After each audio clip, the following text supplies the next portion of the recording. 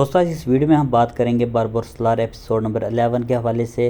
آج کے ہمارے موضوعات کچھ یوں ہوں گے: عروج بابا کیسے اپنا سونا بچانے میں کامیاب ہوں گے؟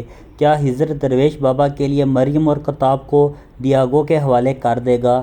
الیاس کو موت کی سزا سنائی گئی، عروج کیسے الیاس کو کارا بائی سے بچانے میں کامیاب ہوگا؟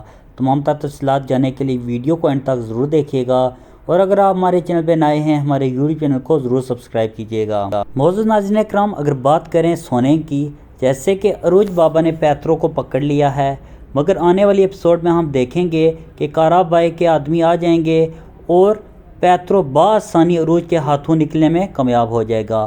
وہاں پر آپ دیکھیں گے عروج بابا اور کارا بائی کے درمیان بات چیت ہوگی اور عروج بابا اپنے غصے کا اظہار بھی کریں گے۔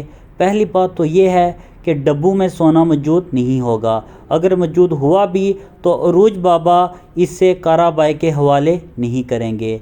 اور اس کے ساتھ اگر بات کریں درویش بابا کی، جیسے کہ دیاگو نے درویش بابا کو اپنے قبضے میں لے لیا ہے اور یہ ہجر کو آفر کی ہے کہ وہ مریم اور کتاب کے بدلے ہی درویش بابا کو حاصل کرے گا، مگر ہجر بہت ہی ذہین آدمی ہے، وہ کوئی اور چال چلے گا جس کی وجہ سے وہ مریم اور کتاب بھی دیاگو کو نہیں دے گا اور درویش بابا کو بھی حاصل کر لے گا۔ اگر بات کریں الیاس کی موت کی، تو الیاس کی موت ممکن نہیں ہے۔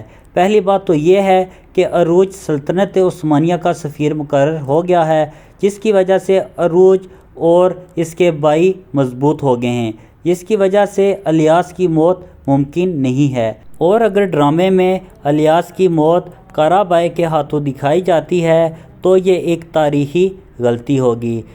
یہاں پر ایک سوال آپ ناظرین سے بھی ہے، کیا الیاس کی موت ہو جائے گی؟ کمنٹ سیکشن میں اپنی رائے کا اظہار ضرور کیجیے گا، اور اگر آپ کو ویڈیو اچھی لگے تو اس سے ایک لائک ضرور دیجیے گا۔ انشاءاللہ ملتے ہیں نیکسٹ ویڈیو میں، تب تک کے لیے اللہ حافظ۔